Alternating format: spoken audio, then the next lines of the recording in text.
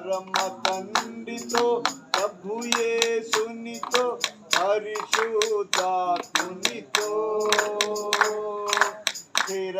స్థిరముగనుందుము మరిదు తలతో పరలోకమునందు స్థిరముగనుందుము మరిదు తలతో పరలోకమునందు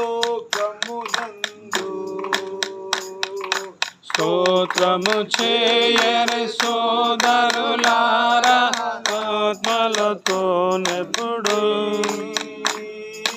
రాత్రిని మన పరమాత్ముని వాక్కులు స్తోత్రములో కలిగి రాత్రుని మన పరమాత్మల కాంతి స్తోత్రముతో కలిపి